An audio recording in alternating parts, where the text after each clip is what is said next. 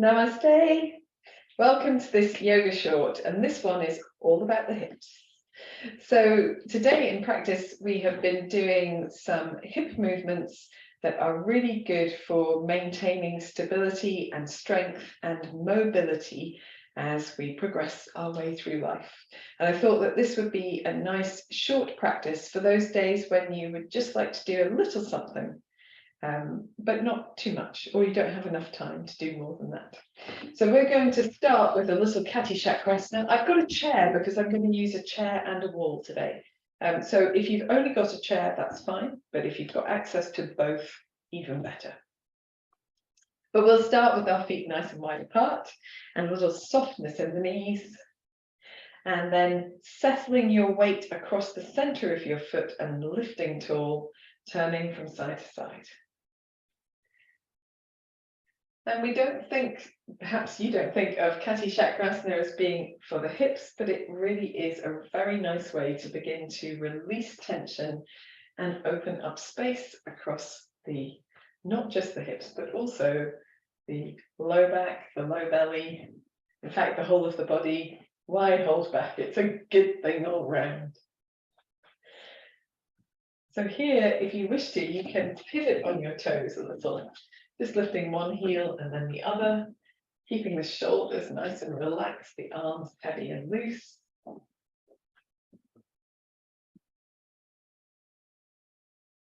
And then if you'd like to, you can add a little soft bend in the knees. And that's just a nice way to begin to find space in the body, because activating muscles allows them to find more length.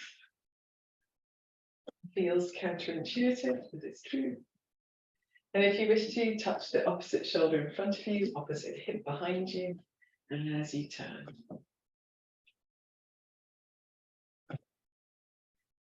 When you're ready, you can let your bounce go, simply pivot from side to side, and then bring your feet to steadiness and sway back to center. And as you do, just standing tall, rolling your shoulders. So in the body, we have different layers of fascia, but one of our main areas of fascia, or one of our main fascial lines, two of them rather, are the functional fascial lines from one hip to the opposite shoulder across the body in both directions. So when we use the hips, often we need to limber the shoulders a little bit as well, so we can really access that functional movement from side to side across the body.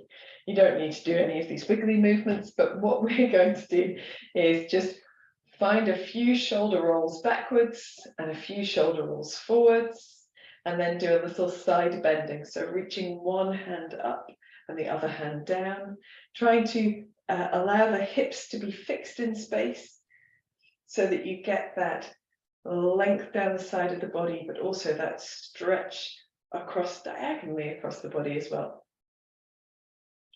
Very nice.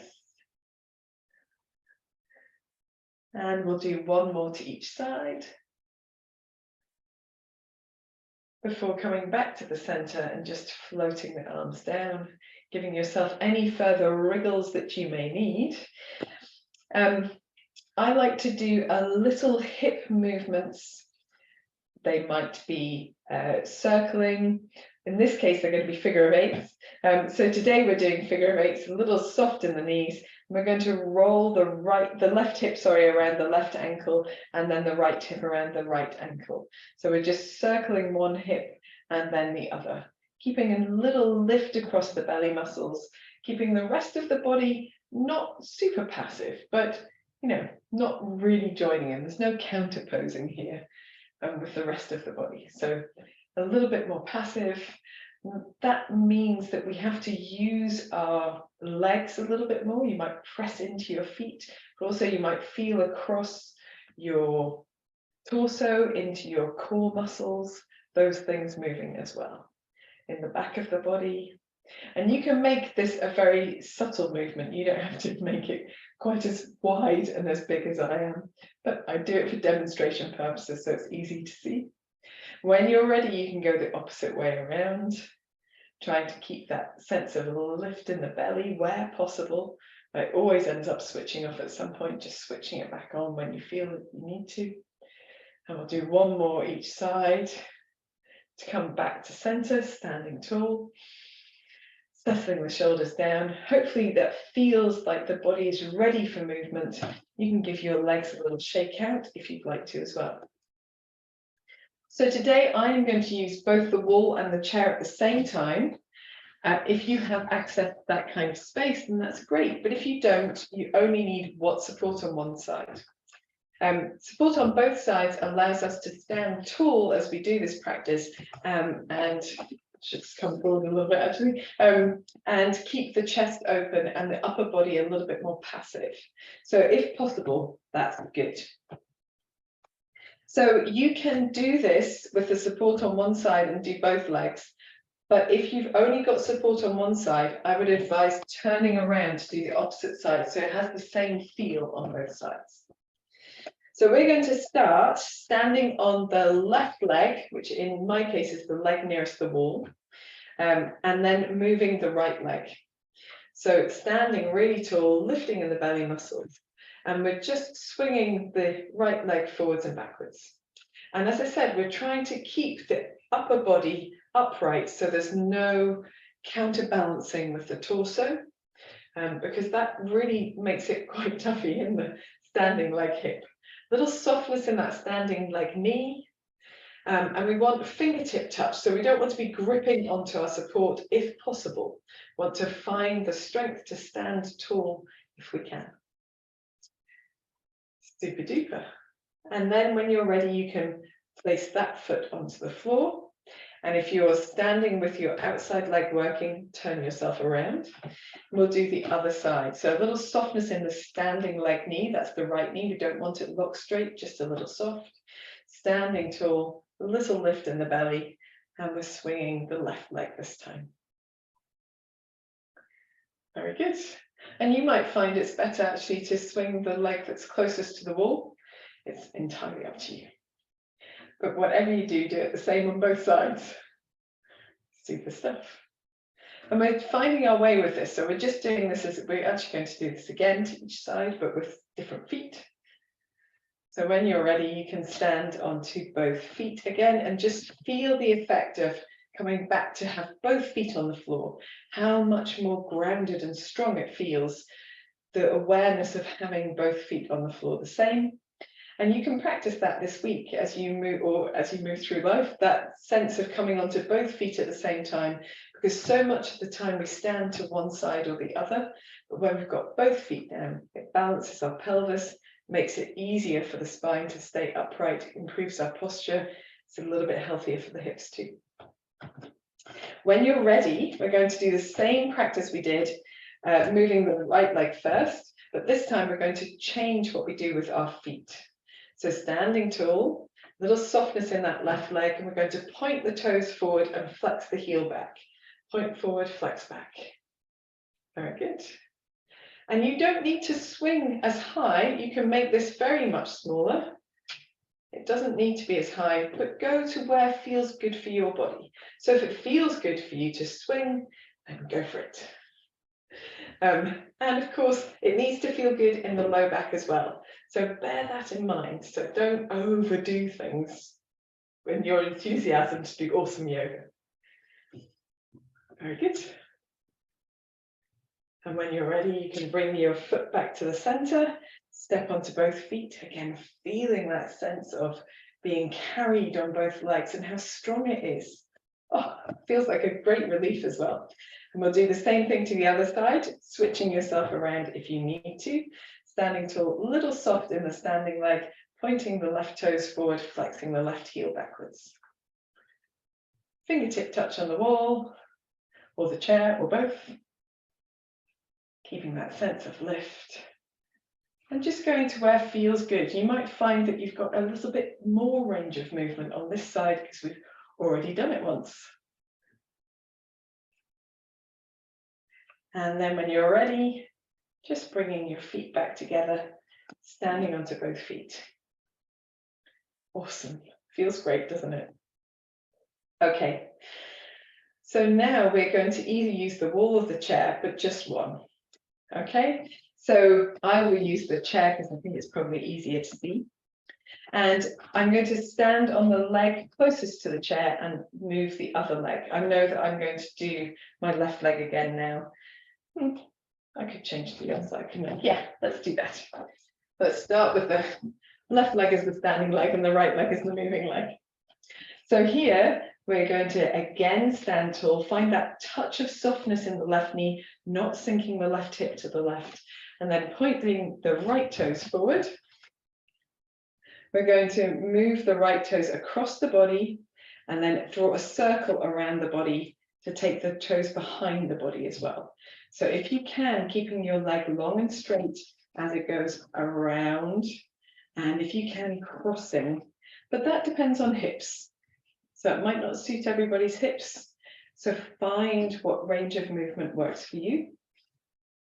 And I'm going to call this number 5. So once you've done 5, if you'd like to, you can do this with your foot off the floor. And you might need to explore how high off the floor feels comfortable and making sure that you've got that lift in the belly muscles. You're not counterbalancing with your upper body and just feeling your way. If you get tired, just stop. If you like to, you can imagine yourself drawing nice big rainbows with that leg that's doing the movement. There's a little bit of counterbalancing, there's a little bit of movement, but not too much. I can't remember how many we've done, but let's do one more. Very good. Bringing yourself back to center, standing on both feet and just feeling the effect in your practice. So the standing leg is doing a lot of work. The moving leg perhaps doesn't feel so much in the leg, maybe it's more in the hip or the back or the belly. Rolling your shoulders, giving yourself a little wiggle. We'll do the same thing to the other side. So if you're at the wall, just turn around. And if you're standing next to your chair, it's your right leg next to your chair as your standing leg, softening that knee, and then we're going to move the left toes on the floor. So on the floor first, drawing a circle around the body, going behind the body and in front of the body, crossing, if you can, the line of your opposite leg. Very good. Try not to counterbalance with your upper body. And then if that feels good, you can experiment with having your foot lifted away from the floor. And you might want to start quite low to begin with and just see how it goes. And if you're not there yet, it's okay. So if you are still having your toes on the floor, you're still building that strength. And when your body is ready, you'll find the lightness and lift giving you the opportunity to move.